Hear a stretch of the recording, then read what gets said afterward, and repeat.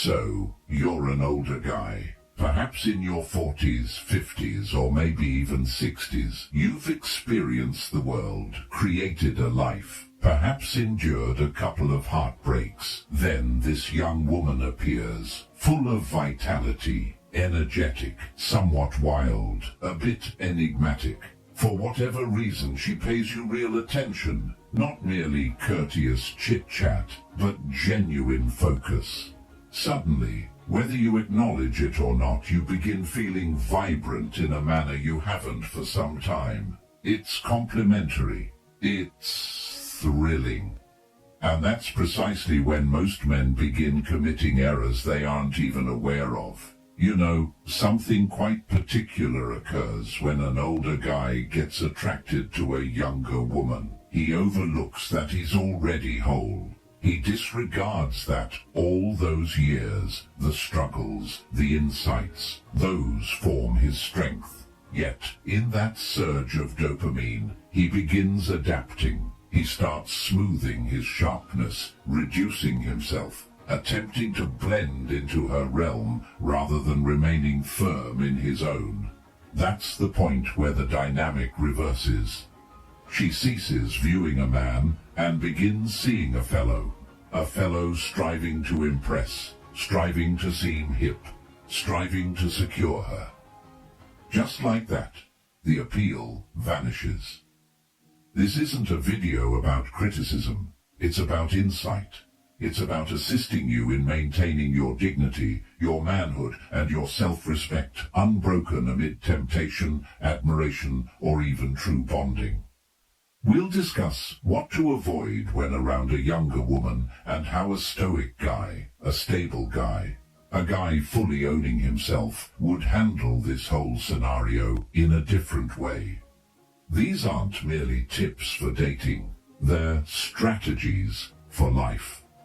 So, if you're weary of feeling perplexed, controlled, or derailed by someone who hasn't lived even half your years yet, this will serve as an awakening.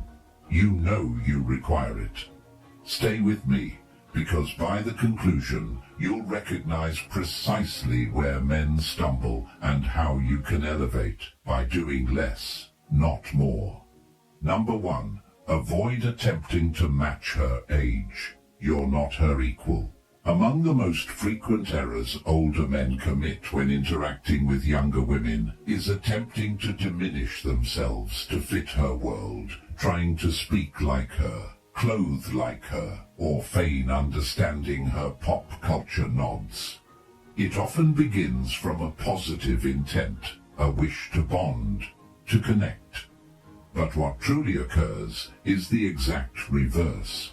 You forfeit the very element that rendered you intriguing initially. The instant you attempt to behave like her equal, she stops perceiving you as the stable, poised, seasoned man, and starts perceiving you as somebody exerting too much effort. No matter how discreetly you do it, she senses it. Women, particularly younger ones, possess an instinct for genuineness. When an older guy tries to seem cool by imitating her way of life, it comes across wrong, not due to the age difference, but due to the underlying insecurity. The fact is, your age isn't a drawback, it's your advantage. You've existed, you've stumbled, you've climbed back up. You possess something she doesn't comprehend yet. It presents a profound, unmovable presence that only emerges from time spent in life's battles. That's what pulls her toward you, not your skill at naming a viral TikTok dance or citing her top Netflix series. Yet, too frequently, older men believe they must keep pace, when actually the most appealing action you can take is to decelerate, remain still, stay solid, allow her to swirl her youthful vigor around you while you hold steady in your core. Let me offer a practical example. Picture you're on a date and she talks about her obsession with a 23-year-old influencer. You might pretend to know them, chuckle along, perhaps even grab your phone and pretend to browse as if you follow them as well. Or you could just grin and say, I don't track that much. I'm more drawn to talks that last beyond 24 hours. With that single sentence, that's power, that's distinction, that's enigma, and that's precisely what surprises her positively. Not because you're attempting to mimic her, but because you're emphasizing you're not. That's the irony. The moment you cease trying to seem relatable, you turn magnetic. Number 2. Avoid becoming her emotional absorber. Another pitfall older men frequently tumble into is turning into the emotional absorber for a younger woman, soaking up all her turmoil, bewilderment, and early wounds under the guise of support. It begins harmlessly. She shares about her history. Perhaps her ex mistreated her.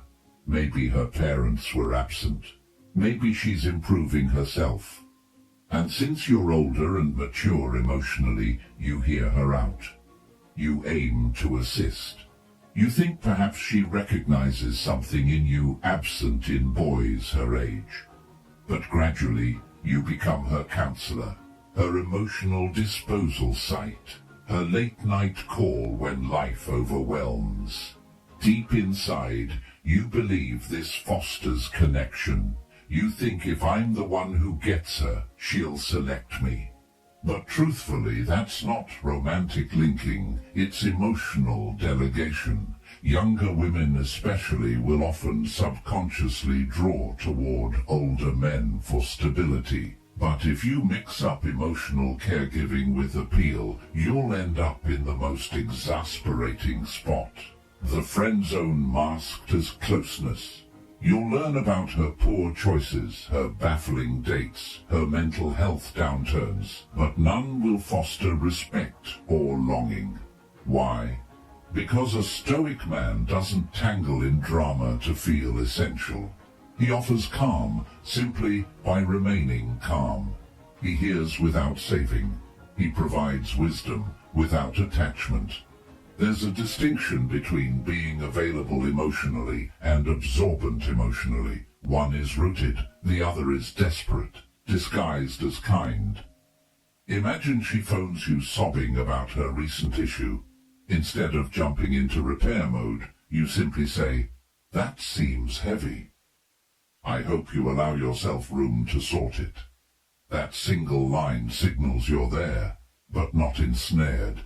She feels acknowledged, but unable to cling and drag you into her emotional tempest.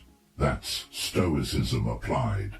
It's not about coldness. It's about recognizing the line between providing presence and forfeiting your peace. A man who's conquered his emotions doesn't allow another's unrest to derail him. Of course, regardless of how attractive the storm appears. Number 3. Never pursue her approval.